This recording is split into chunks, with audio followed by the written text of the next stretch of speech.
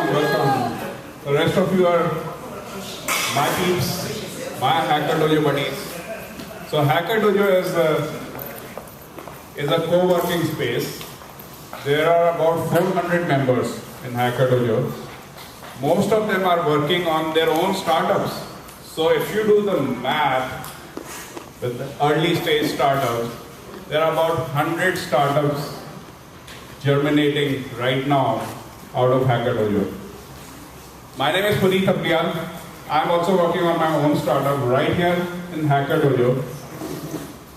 The atmosphere here is really, really friendly. Everyone is very open to discuss their ideas. If you got a chance, there was lightning talks happening in the lobby a few minutes ago. People share their ideas. You can walk up to anyone, brainstorm about your startup, their startups. So it's a very, very open culture here. And that's why I chose to start working over here when I started on my startup journey. So it has been incredible so far. I am building enterprise mobility solutions. But today, we are going to be talking about two other startups. The first one is called Mocana. Mocana is San Francisco-based startup. They are working on mobile app security for the enterprises. And the second startup is very exciting. They are also based out of partly San Francisco, partly Madison, Wisconsin. They are working on HTML5 UI framework for enterprise, but mobile apps in general. So two really interesting presentations which will walk you through all the issues, aspects relating to building enterprise mobile apps from UI to security. So I'm really excited about the speaker lineup today. I wanted to first start though with a poll. Or rather, before even the poll, there's a shout out. A shout out to Charles Hall, my friend sitting right there in blue shirt. Thank you, Charles. He gave me this idea of having healthy food in meetups instead of having pizza, which is the regular staple in most of the meetups. And as you can see, a lot of healthy choices today, except the beer part, which I insisted on keeping around. So we have all the healthy food available because Charles volunteered to serve it up. He is not a caterer, but he is helping me out running this meetup. So thank you, Charles. But I can understand some guys still want pizza. So we will have pizza being delivered around in few minutes from one of our Indian pizza shops locally here. So wait for pizza if you're looking to have pizza. Thank you.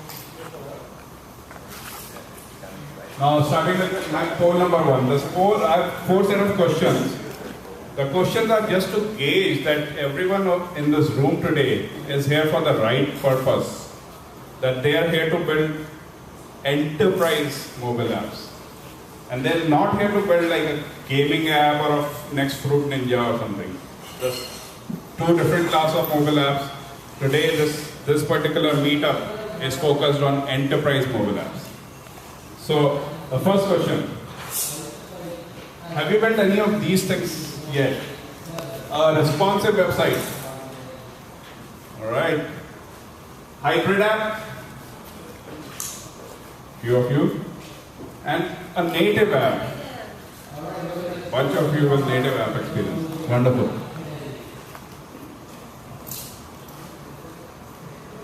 If you built cross-platform apps, have you used any of these yet? Cordova or PhoneGap? Right. Titanium. Okay. Same guys using both set of platforms. What about Trigger.io? Just one hand. Cool. Anything else? Any name? Corona? Cool. Xamarin. Alright, they were in the news this morning. Raised a huge round of $50+ million. So Xamarin, Corona. Anything else? Cool.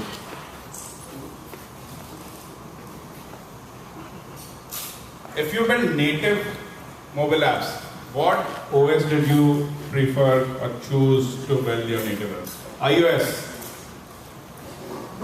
Android, okay, even spread, wow. Windows Phone, 1, 2, 3 people, the cutting edge. Anything else? BlackBerry? Firefox? Oh, it's wonderful. Anything else? Palm OS.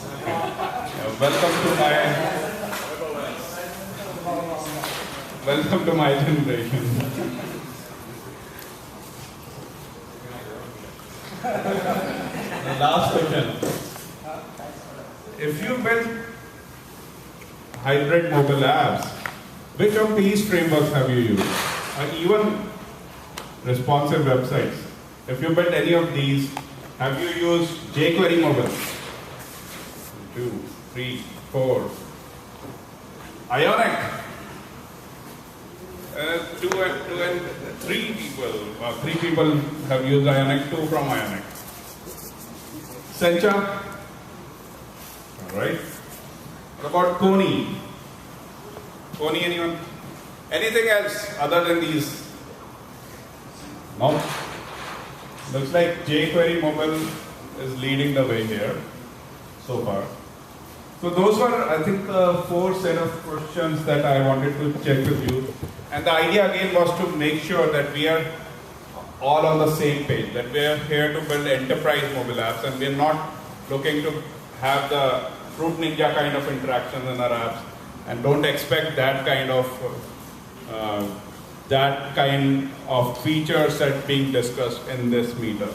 The feature sets that we will discuss in this meetup today and going forward will include things like single sign-on, will include things like roles and responsibilities, will have issues like security of data at rest on the device and security of data on the wire. It will also have issues like connectivity. How do you connect your mobile apps to your backend systems such as Oracle Financials and SAP supply chain? How do you securely connect mobile devices to your legacy backend system? So these are the kind of issues that this meetup is about. I'm glad by the responses that we all seem to be on the same page. So that's really good. Now here's the agenda for today. We have 2 star speakers coming in. One is Mocana, Julia from Mocana, and Sanjay, if he is already, there he is. Sanjay and Julia are from Mocana. They have come all the way from San Francisco to talk about the solution that Mocana is building for enabling security in your enterprise mobile apps. So that's number 1. And we've switched over, so number 2 going here will be Ionic. So we've got Jared and Perry coming all the way from Madison, Wisconsin for this meetup. So really thanks, Jared and Perry. So they will be talking about Ionic Framework, which is a absolutely fantastic UI framework if you are building mobile apps in a hybrid manner using HTML5. So they'll be talking about their UI framework.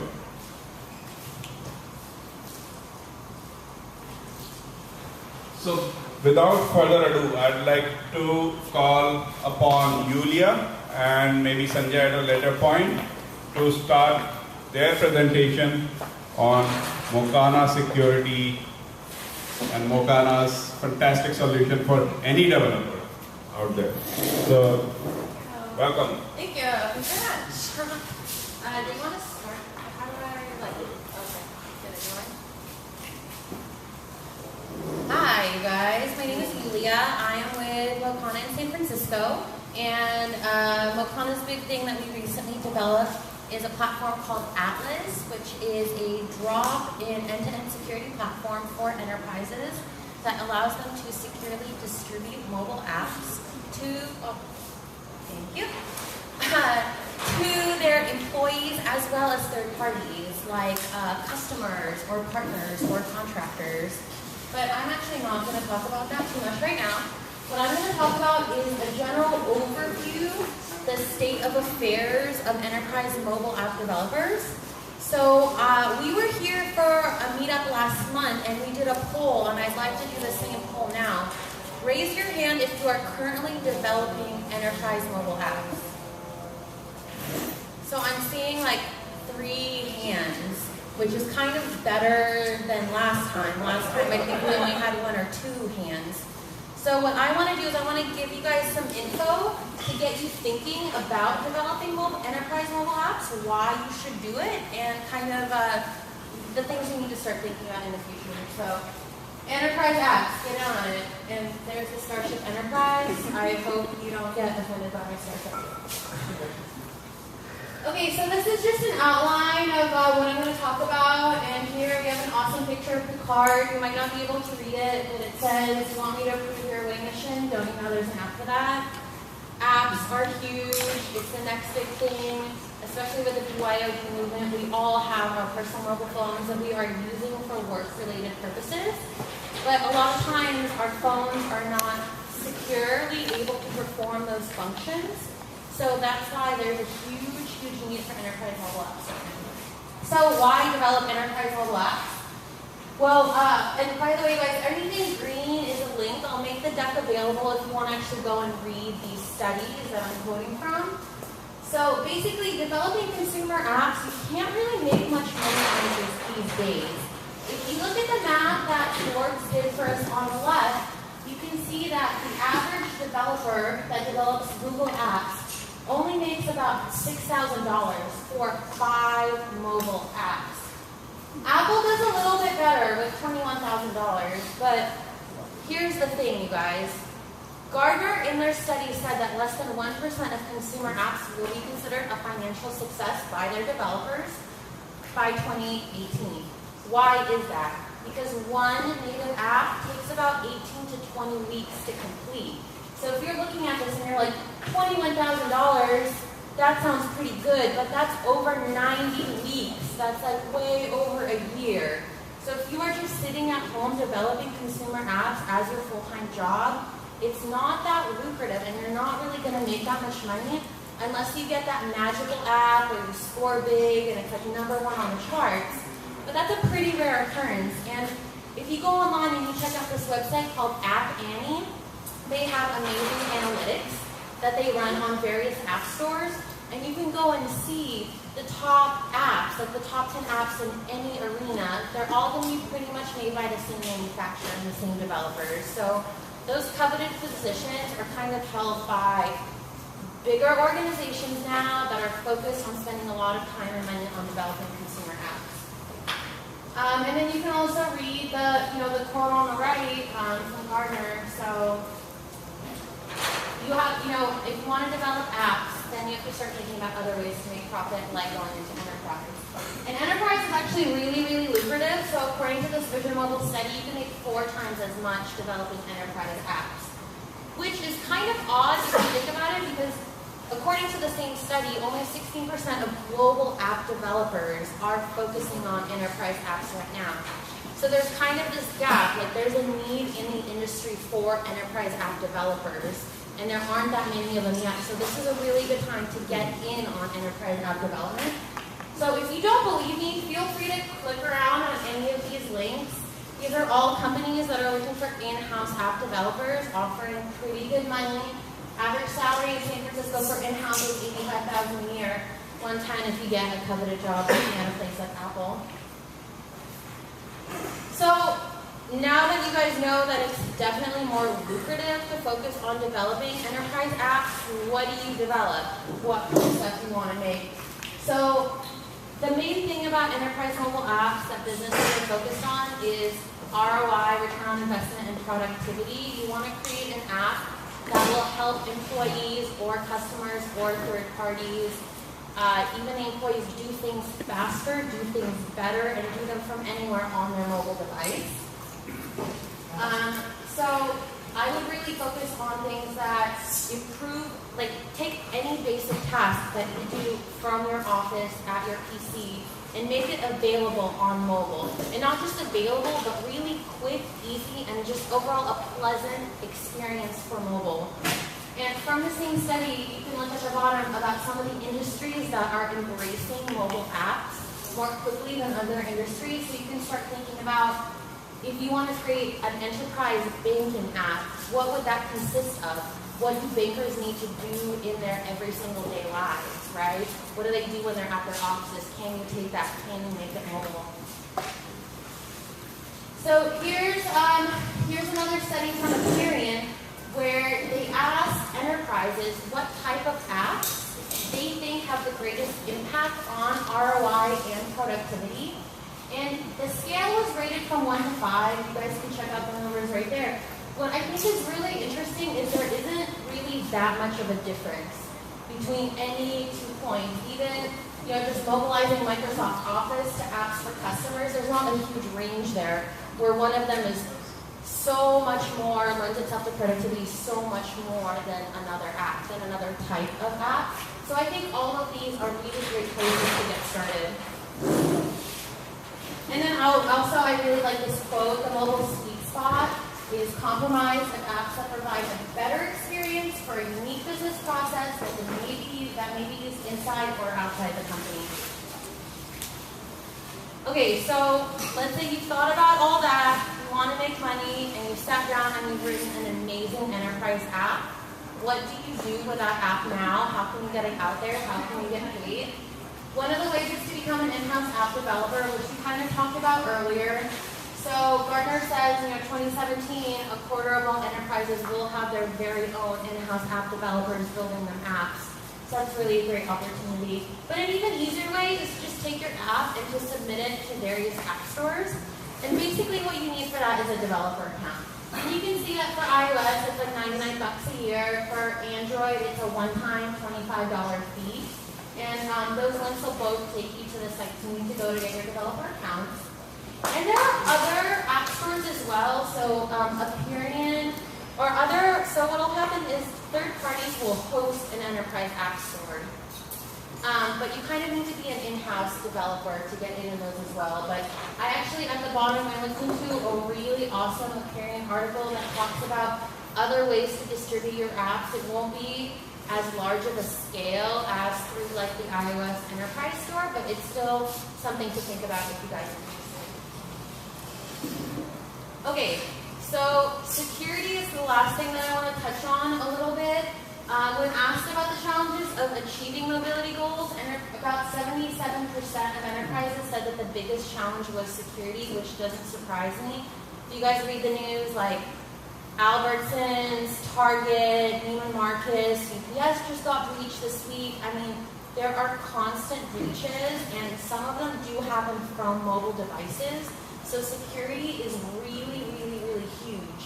And then the other kind of thing that I wanted to mention here about the importance of having amazing security for your mobile app is that you want to make sure that you won't fall into these two things at the bottom. Gartner says 75% of mobile security breaches are going to be a result of someone setting the settings wrong, misconfiguring something on the IT side. So you definitely want to make sure that whatever security you do use with your app, it's really easy for IT to understand what's going on and to incorporate that into their existing infrastructure. And not to mention the human element. So you can have like the best, most amazing security on your app, but if the user uses like their name and their birthday as the password, and they use that on every single account, like their Gmail, their bank, their enterprise, everything, that's still not going to be super secure. So those are all issues to consider. And then on the right, I have some more statistics about how current mobile apps today, and these are actually consumer. So the top 9 out of 10 mobile applications vulnerable to attackers are consumer applications. That wasn't a study done on enterprise apps. But if you look at the bottom, that banking will take you to a link about a guy that cracked a bunch of banking apps, which if you think about it, who developing a banking app doesn't think about security? I mean, that seems pretty straightforward, but somehow it's still, a bunch of banking apps are still vulnerable. So that's kind of my little spiel. That is my overview of the state of enterprise mobile app development. And I'm going to bring Sanjay up to give you 5 more minutes just about security and the importance and the best way of setting up mobile app security. Thank you.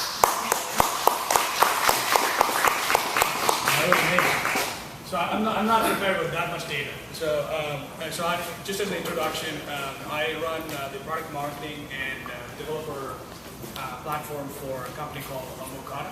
So Mocana is we're at the cusp of building something that helps app developers get into the enterprise with the minimum friction possible.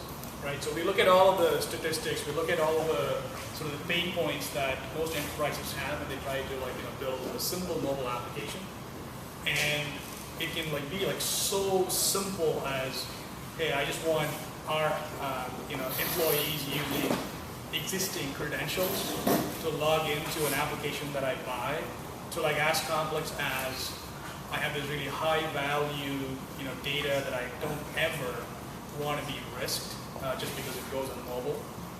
We looked at all the spectrum of things that need to be done. So we essentially created a platform that allows you to take a fully built mobile application and inject security policies into it after you've built the application. So what we do is we actually do binary injection, so object code manipulation.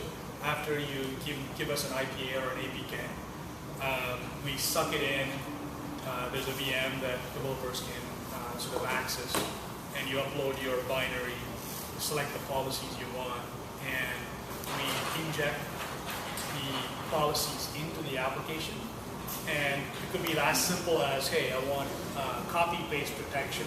Sounds like a crazy thing to do, but large companies worry a lot about data leakage. If somebody takes a snapshot of in-store sales statistics that a large retailer will, it's not supposed to publish until the end of the quarter. And if somebody publishes that, it's a massive reach.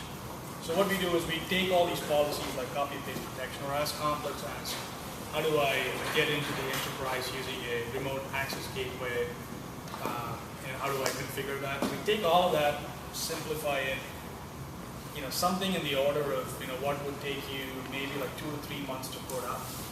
Build out, test it, and you have to do it for every enterprise. We take that, bring it down to about half a day's worth of effort to do that. So if you build a mobile application, you worry about functional stuff, you worry about the user experience, you worry about whether it's just going to stand up and run. And we worry about boring stuff like, hey, how do I make sure that there is passphrase for that application? How do I make sure that there is encryption for everything, the data, everything that the application stores, either on device or it sends over to an infrastructure backend in the enterprise. So think of us as we make boring things easy. After you guys are done, we have a website where you can sign up and all that sort of stuff. So if you have any questions, please, maybe after this, you're going to come to the if you guys have any questions, let us know right now. If not, I'll be in the back, and Julia will be in the back. We'll answer questions. Two, awesome. I'll go with them first. Are you guys working on the Touch ID API, which is still opening up? Because Apple just opened up the API recently. That's a great question. So it's almost like when we explain this, we always, people kind of assume that for a moment that we're trying to take away the sort of the passphrase logic and implement something that we want to do. We don't actually do that. We just make it a little bit more secure. So in the case of Touch ID, when we roll out our iOS 8 support, our goal is to make sure that the Touch ID data storage is secure. So it'll be transparent for a developer. You can use Touch ID, you can use any kind of passphrase logic, but we just will make it extremely secure. And I can kind of go through why we think it's better, because we use our own So it's blob within the key store. So when you do the touch ID, when the data gets like stored, just like intercepted and stored in the place you're supposed to. That's how we're thinking about it. It's not implemented yet, but So you guys are working on it. exactly. Let's say we've been talking about okay, private conversation about pricing. Yeah, no problem. Yeah, what we have for developers now is free. It's free. You can sign up on my laptop in the back. We will send you an invite. Sanjay didn't even mention, it's so awesome, the whole platform. It's all point and click. Like there's no coding, there's no SDK. You literally upload your app, point and click, and assign the security features you want. It wraps it in like a few seconds, like under 6 seconds or something, and you're good to go. You're ready to go. Yeah. So the free is the important part. Free. Yes. Free for you. Free for you. One more question. Yeah, Two more. all this security measures, have you guys actually gone through any auditing process with like PCI or iTrust or anything? Yeah, so it's a very good question. PCI is a little bit more, so the PCI, HIPAA, and all those things are like a little bit more centric to like a vertical. So what we do is we go through like a penetration test with most of our customers. And so far, the way that we've done this is like a financial services customer will take our platform, build the security elements on top of it, and then they would employ a third party to like penetration test it. And the really cool thing about this is that we haven't done our own pen test yet, right? So it's kind of weird. But we haven't, it's expensive, we're a small company. But we've sort of had this experience where they will do the first pen test for the first application, will succeed. And then the next, 30, 40 applications they want to mobilize, they don't pen test it anymore because it's the same crypto, same injection model, same security model, so they don't feel like they should test it. The before kind of Mocana thing would be they pen test every application because the security model is different between those applications. Your question was? Yeah, so you said that your model is based on binary injections. What do you recommend for people who want to do web-based apps? That's a good point. So there are two things we can do. Like get started by using what we call what we usually get people. And this happens without us telling them. Is they do like HTML5 app, and they take our browser as a secure browser that comes as part of the platform, and you can use the secure browser as the container. The secure browser has like AD integration, single sign-on, and VPN connectivity, all built in the backend. And you just take your browser and point to your HTML5 instance or application. You can use that. And obviously, if you choose to distribute it in a different way, you can wrap with phone apps and we're just going to say anything that guy does is more useful that way, right? Like once you take something, once you go from taking that HTML5 application in our browser or something that you want to distribute and inject something onto, there are like 100 different ways you can do it. You can use hybrid application models, or you can build your own advanced version. All right, I'm going to stop here and let the other speaker go. But if you have any questions, Julia and I are here. Thanks a lot, guys. Thank you.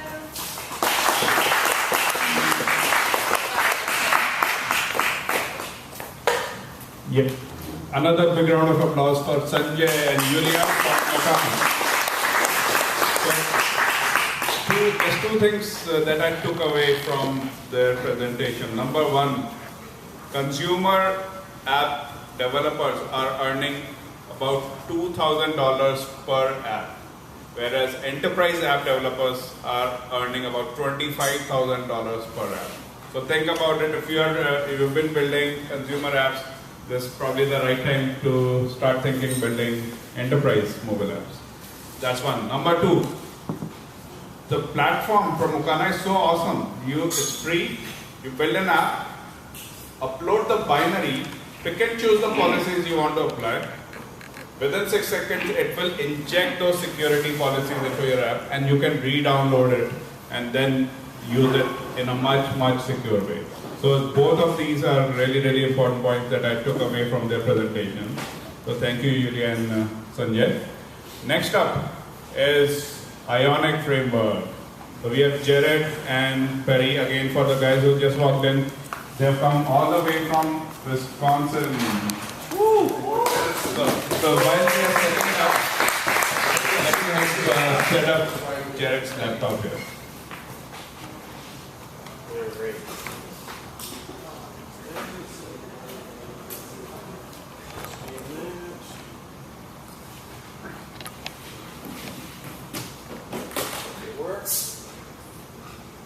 thinking about it.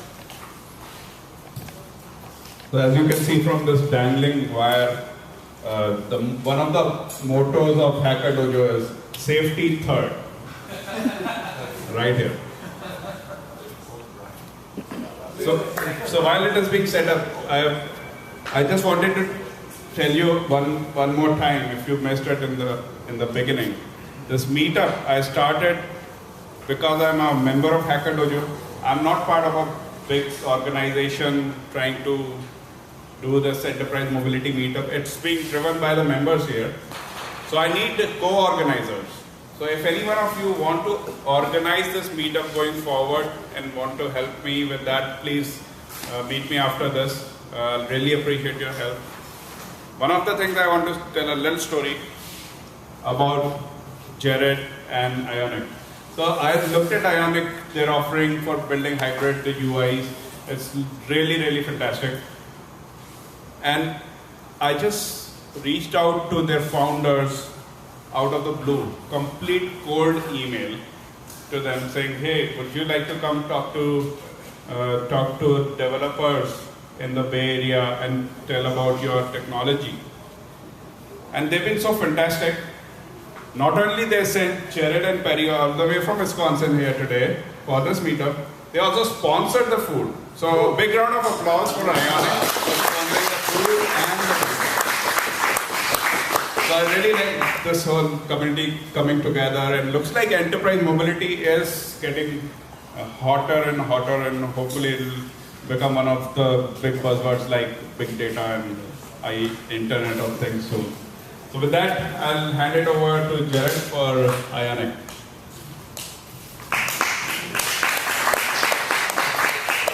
I just want to thank Puneet for hosting us. It's been an absolute pleasure to be out here. And I just broke the tripod. So there will be time to solve you all with some slides, but first I want to show you us building a small little app in Ionic real quick. And we'll do it live against all better judgment. So, can you all hear me okay?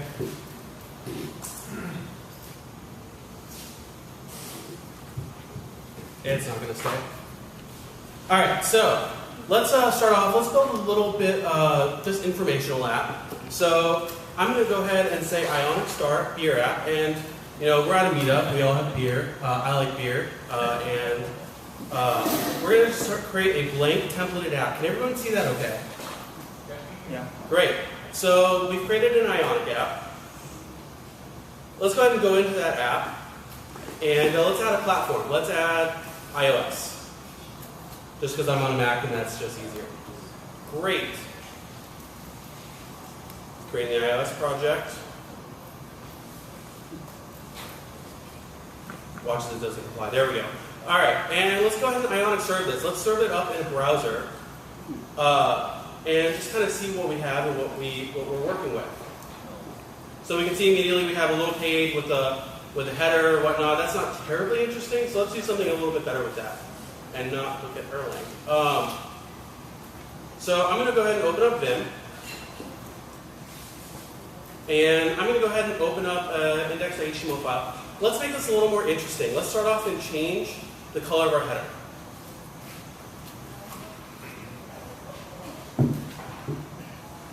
And I'm in the wrong file. Live coding. Okay.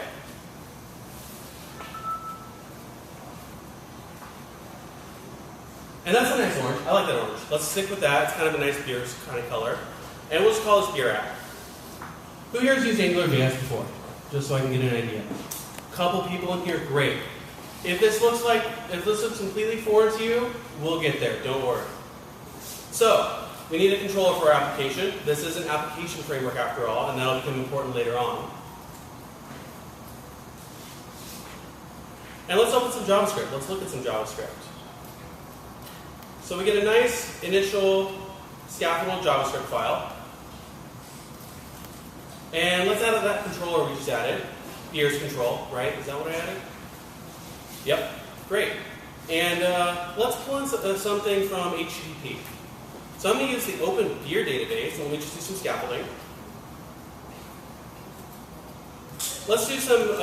Let's just pull in from the Open Beer database. I bet none of you knew that existed. I didn't either.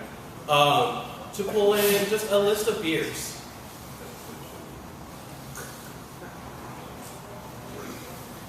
And we get a response out of that. And we'll just say this.beers equals our res.beers, our response. Okay, so nothing really interesting happened in our app. So let's make something interesting happen. So let's create a card. You all know what a card is in the UI. Google really likes to use cards in their UIs. It's a pretty cool UI component. So let's create a card. And for now, we won't do any. We'll just put some stuff in it. So we'll just say div class item divider. And this will eventually be some sort of header. Okay? And let's make a footer. And let's also just kind of make a description. This will be a kind of the description.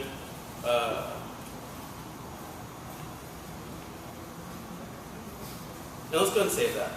See what we get. So cool, we now have a card on our page.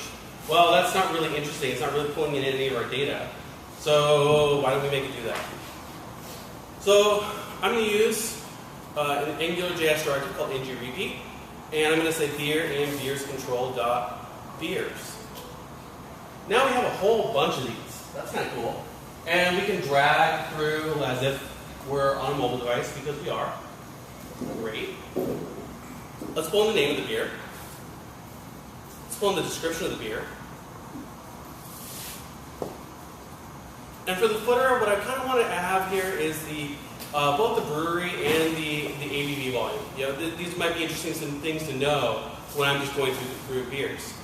So I'm going to create, real quickly, my brewery.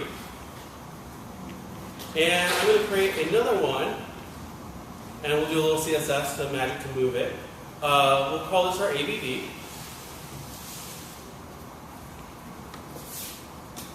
Okay. And we have that. Things are looking a little weird here because this is just sitting next to it. So let's go ahead and change our CSS a little bit. And we'll just do a simple float right now.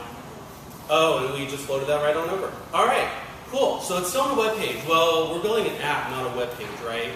So let's go ahead and fix that. Emulate.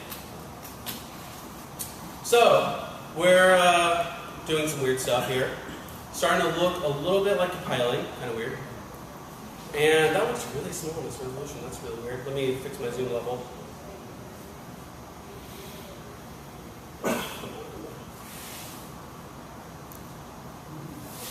And in our simulator now, we have a fully working, functional, running app that pulls in beers from an API.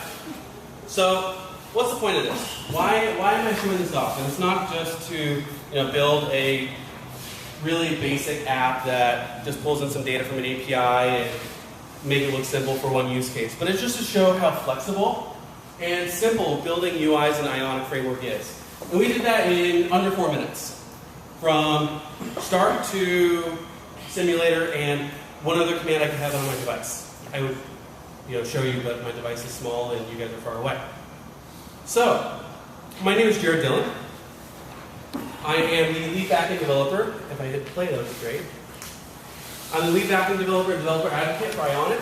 With me is Perry Govier, one of our esteemed senior engineers, and works on Ionic Core Framework. So today I would like to talk to you a little bit about going mobile with AngularJS and Ionic Framework. But first, let's talk a little bit about history. How we got here, why this is even a conversation. So in 2009, a little thing called PhoneGap released. Who remembers those fun days? Great. PhoneGap came out, and it was hailed as an awesome project that could take your web pages, wrap them in a shell, throw them in a native app, and put it up into the App Store. There was one problem at that point. It really, really sucked. The devices were young, the APIs weren't there yet on anywhere, and so there were lots of problems. Interesting to note, and this will become important later, AngularJS by Google was also released that year. So 2010 came along, and that saw the release of jQuery Mobile. jQuery Mobile is a nice little framework for doing mobile websites. And I want to make the distinction here between site and app. Whereas an app is going to have lots of extended functionality and do a lot of things that a static content site wasn't ever supposed to do. And so jQuery Mobile came out as kind of a solution for building these static mobile sites. This was still 2010, and this stuff was still very, very young.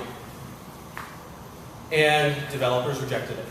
There were a few years of really dark fear, uncertainty, and doubt being spread throughout. You know, hybrid apps suck, they're not fast, they're not performant, their UIs are terrible, they don't look alike at all. Like this is a pretty horrible experience for users, and it really was.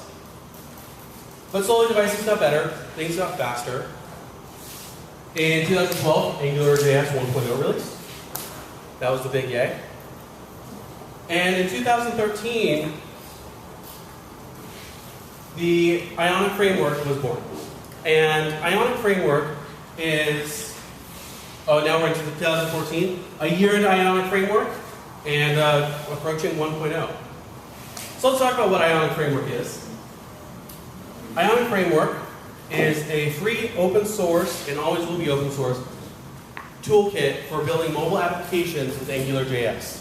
That includes UI, that includes device access, that includes kind of everything you need to do to build a really nice looking application across a variety of devices.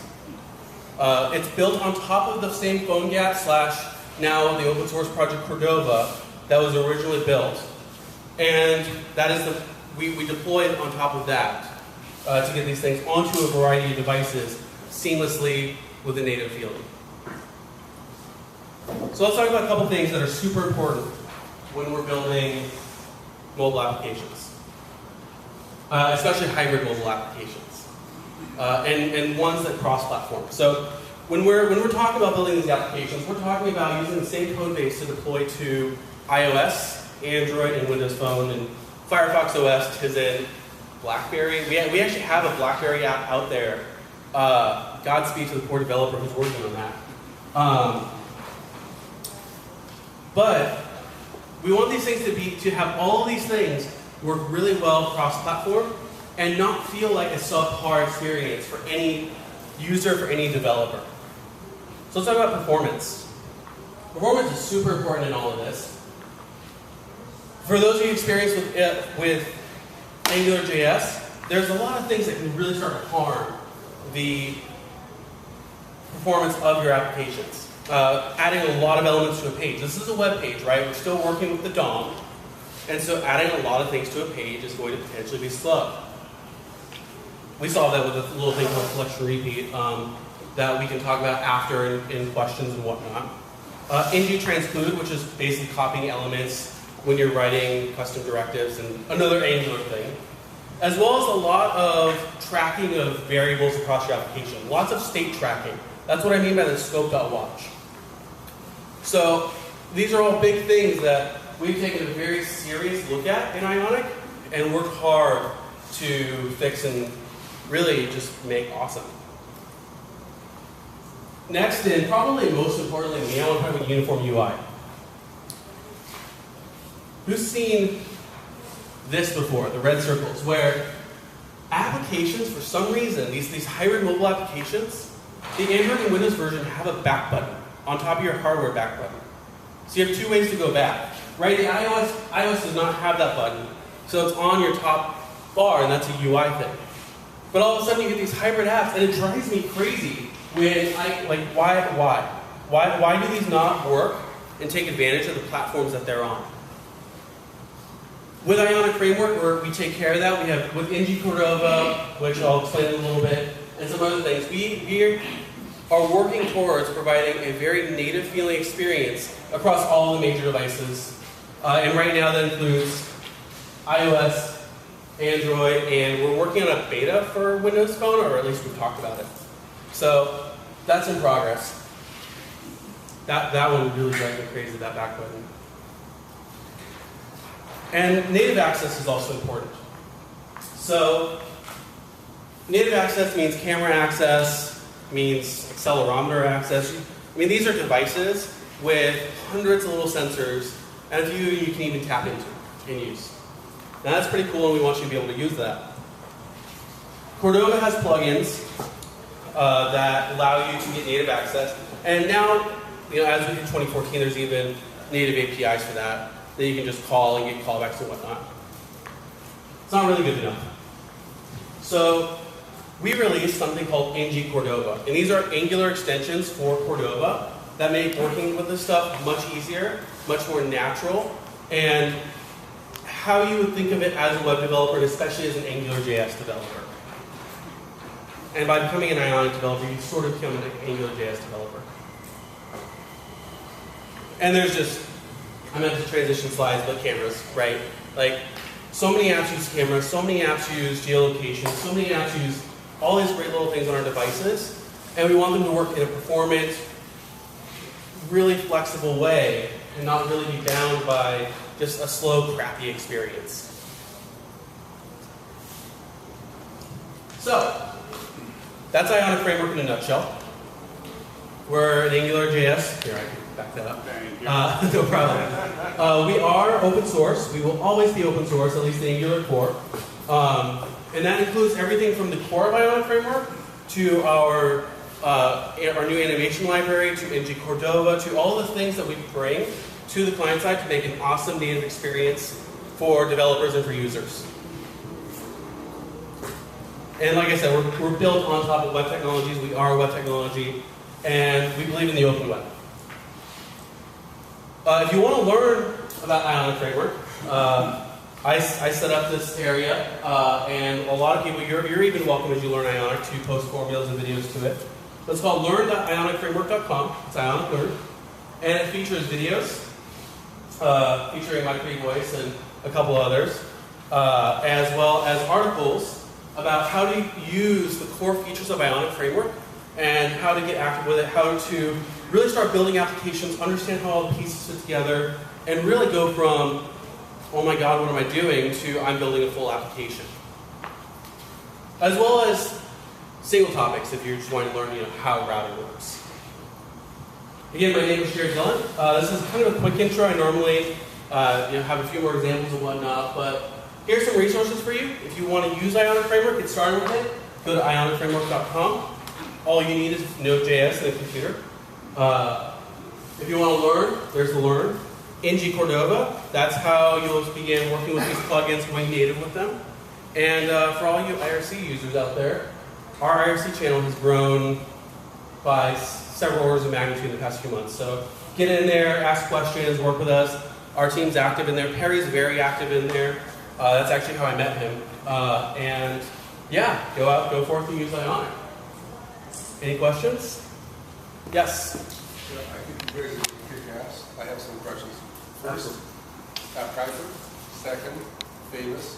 Third, React.js, such as NG React. Yes. The whole thing that people are doing with the Angular directive, leveraging React and the performance thing. How does that affect you guys? Oh, and the fourth, Angular 2.0, which is going to be supposedly mobile-based. Are they going to do a board member of you guys? Absolutely. This is the first one, sorry. First was AppGyver. AppGyver. So AppGyver, I haven't spent as much time with it as others. I've spent more time with Famous than others, so I'll work on those. So as far as Famous goes, I like Famous a lot. It doesn't really necessarily affect what we're doing as far as how we're structuring our views, how we're working with this in the Angular system. There's been a really interesting project I looked at called Famous Angular, and the developer actually lives near me, so we spent some time to talk. And it's really interesting, it's really useful.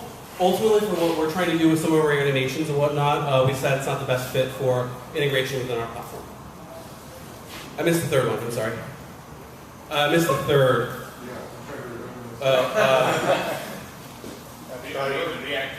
Oh yeah, React, I love React. For those of you who don't know what React is Facebook's UI library, their Vue library that they released, that does some really awesome view-level diffing. I'm interested in, and you mentioned Angular 2.0. We're watching Angular 2 closely to see what they do with that. And we're taking lessons from it as we continue to optimize things like our collection repeat and other pieces of the framework. So One thing we do in Angular or in Ionic is we have something that can handle hundreds of thousands of items in a list view. And we do that by really efficiently traversing the DOM and adjusting elements and moving things in place so that you only have a few things in the DOM at once. Similar to how React works, and we avoid DOM operations. And we're taking lessons to be better with that. But we're watching AngularJS 2.0 closely and all that to see where that all goes. But we will work hand in hand with them. I mean, we are in the Angular Framework. So, and I'm super excited for web components and Polymer. Yes? What about Google L? I mean, Android L? Google Android L. And then their material design, you know, is like different thing. I don't know, Harry. What can we say about that? You can say anything. Can we? Yeah, we can go completely out of it. What? We can, it's public. It's public now? Yeah, we're... Yeah. Oh, okay. We're actually working on the 0% project. So, yes. We're closely involved with that. And it's a very important project to us. And, I mean, that'll be a cross-integration back and forth with them. Yes? Well, it's great that you're doing open source, but how do you plan to bring revenue for your startup? That's a great question. How do we plan on bringing revenue into this open source project and company? And so the way we're planning on doing that is by shipping ancillary services, and we've already begun pre-alphas of a few of them that help build an ecosystem, not just a framework, but an ecosystem around Ionic. So things like analytics for your application and like integrated really well into Angular and into Ionic, as well as things as being able to cloud compile, cloud push, so basically pushing updates to your application just down to the PhoneGap app. And that includes things like split testing. So being able to really quickly split test changes for your segments of your application, do it live, and get immediate feedback on that. We're talking about other services in that realm, but our plan is to choose a few that really build up a strong Ionic ecosystem and work with those. Any other questions? Well, thank you so much. I'll be available, Terry's available, and I appreciate you coming out. One more thing, don't forget to mention the Ionic conference next year. Oh yes, we have a conference coming up in Madison. It's called Ionic Conference. Google it, check it out. We would love to see you there. All the Ionic engineers will be on hand, including myself, Perry, and others. And there will be some cool talks from members of the community, and it's just, I mean, I'm jazzed about it. Thank you.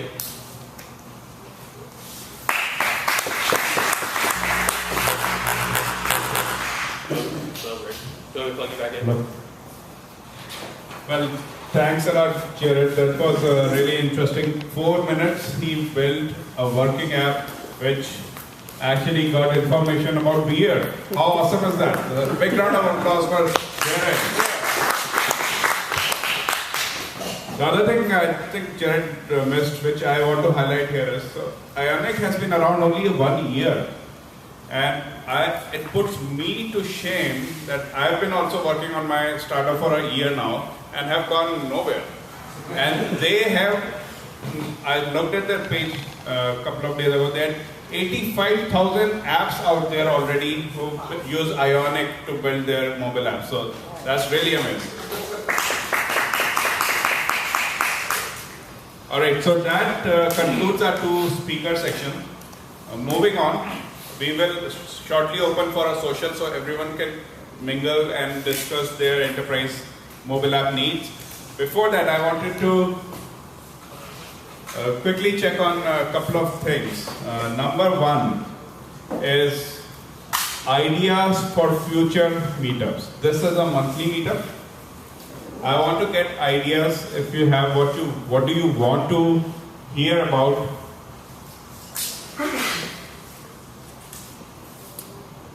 From this particular meetup, what excites you about enterprise mobility? So I'll be giving out these survey forms which will basically ask you what do you expect from such a meetup. This is just the second event, the second meetup, which is a monthly meetup.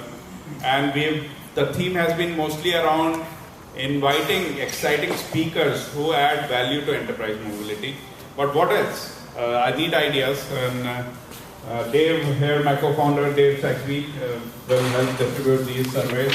And please take some time to fill these out so we get more ideas and we can improve this meetup. Yes, sir. Somebody from Facebook for React.js Global Enterprise, that's what they do. If you could do that, that would be fantastic. Cool. So React.js from Facebook. Anybody else? Anyone wants to talk about, say, single sign-on for mobile apps? Anyone encountered single sign-on issues ever? Oracle. Oracle, yes sir. Right up man. Yep. Yeah, Oracle single sign-on. All right. So I'm thinking, we'll if we are an enterprise mobile app meetup, we'll have to start discussing these issues as well. UI is obviously really important. Security is important, but then there are specific issues which are very relevant to enterprise mobile apps. So I would like to build our future meetups along some of those themes. Yes, please. Yeah. So we talk about the framework, but what about dedicate, one meetup to doing an overview of everything that is out there? So the suggestion here is, how about one meetup to get the overview of all the UI frameworks out there. So the list that guy listed in his question, from AppGyver to Ionic, jQuery Mobile, React.js, and so on. It's a great idea. I don't know who is the authority for that, maybe Jared. But we'll have to find the right speaker who knows all these frameworks so that it's a meaningful meetup. But it's a great suggestion, I'll look into it. And if anyone has suggestions for the right speaker to invite for this, then just send me my way. So one more, which ways can people outside of the enterprise really understand the requirements of the enterprise? Being inside, they're already developing their own. How can people outside actually help and complement that? Some trends.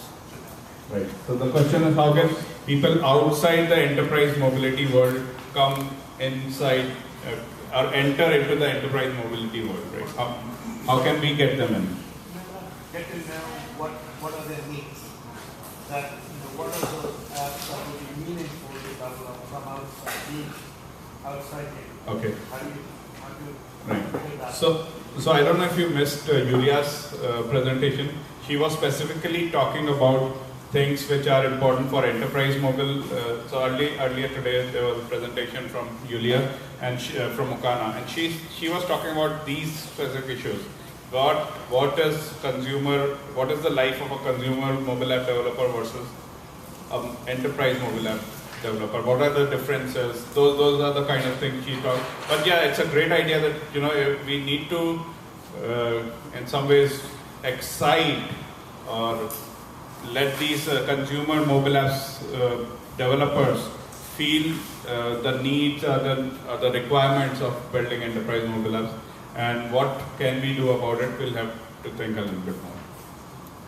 Also, testing tools like Selenium. Is there something specific about enterprise mobile apps that's different from other mobile applications in the testing arena? Maybe there is, maybe there isn't, that kind of discussion. Okay. Yeah, so great idea. So testing for enterprise mobile apps. Beyond Selenium, I don't know if, Jared, do you know if there is something specific about testing enterprise mobile apps? Perry, if you have any idea. Compared to normal ones, outside of using end-to-end testing using Appian, right? So Appian is always a good. Can you use Carbon to test it? Yeah. Batarang is all part of that. Yeah. Okay. It's actually the service that we're talking about building is what? Criticism, Alex Gaber from Criticism, he's a really good guy. He does a lot of events and he can talk about test automation and stuff. Criticism. Yeah, I can give you the name. Alright. So criticism is one option over there for doing the QA or testing of your enterprise mobile apps. Anything else, guys? Alright, so we will wrap up this section of speakers and presentation and QA and we'll open up for social. Just mingle around, have beer, there's a bunch of beer, eat some more food and discuss all and every issue related to enterprise mobile app. Thanks everyone for coming. It's great to see you and hope to see you again next month.